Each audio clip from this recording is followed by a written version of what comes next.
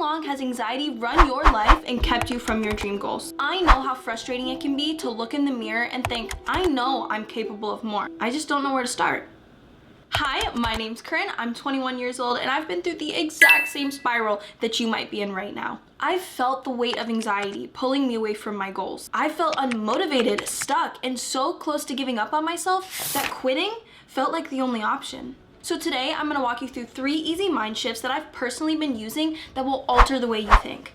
Everything started to change the moment I realized this. Your environment is either fueling your anxiety or fueling your growth. Sometimes the root of your anxiety isn't the lack of discipline, it's your environment. The people closest to you, your family, your friends, your significant other, could be the very reason you feel stuck. You don't just wake up one day magically confident, going to the gym every day, or working on that business you've been wanting to do for 3 years. And if it is, you've taken control of your environment. If it's not, it might be because your environment is convincing you that you're fine. For me, what I realized is that it wasn't always me, it was the environment I was placing myself in. It was the people, it was the conversations, it was the energy that I was allowing in my space. The way my days were filled with other people's problems and never of my own. And the worst part is I was allowing it. I was choosing to stay in it even though it was pulling me further and further away from the person that I wanted to be. If you continue to keep those friends, that partner, even your family in your life that makes you think less than of yourself, puts you down, makes you doubt your own abilities, that cycle will continue and you'll never grow. You will never outgrow an environment that is designed to keep you small. This past summer, I had the opportunity to go to Bali with my boyfriend of 4 years. And for the first time in my life, I saw myself from the outside. I saw the calmness, the peace, the conversations that made me think bigger.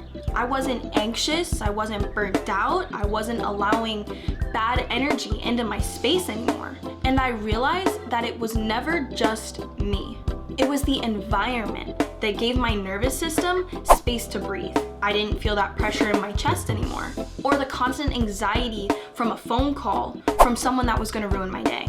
And that's when I made the decision. I refuse to stay in rooms that make me shrink, even if they once felt safe, simply because they're familiar. Your environment doesn't just shape your habits, it shapes your thoughts, it shapes your identity, it shapes the way you show up every single day. All of the voices that you hear in your head every day, they aren't just yours. They're the people you surround yourself with. They're the opinions of others that are starting to bleed into your own thoughts. Which brings me into the next mind shift. Don't fake it till you make it, do it until you make it. You don't just wake up one day feeling confident. You have to slowly build that in yourself.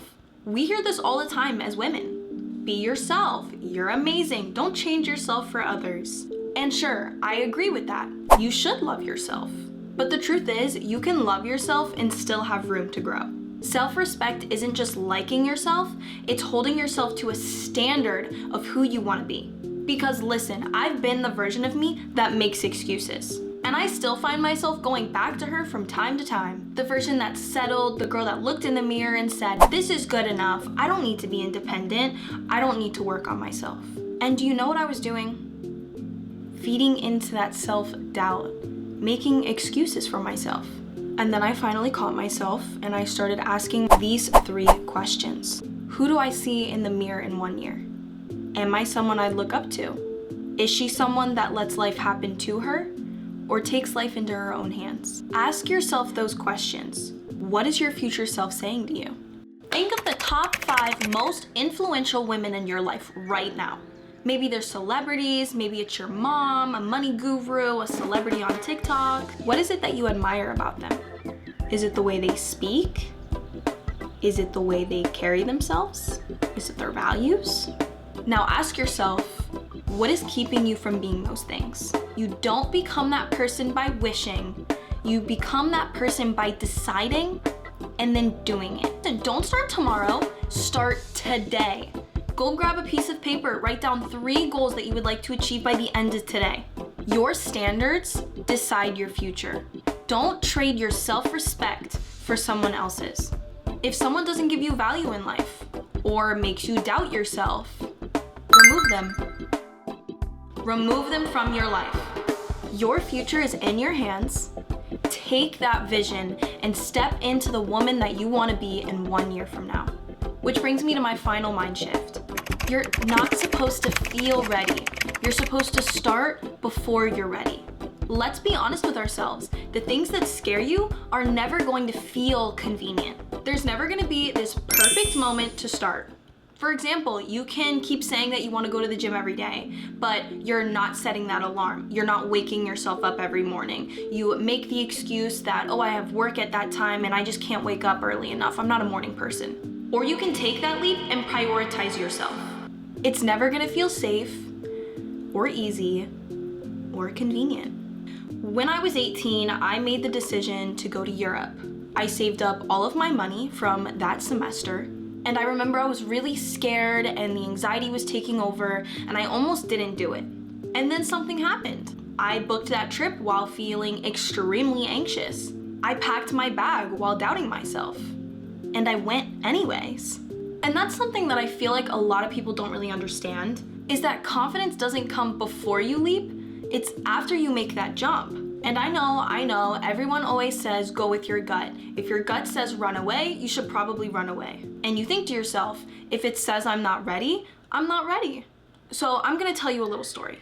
This past year, my boyfriend and I closed down our retail store after a year of being open. It was scary, it was risky, it involved a lot of fear.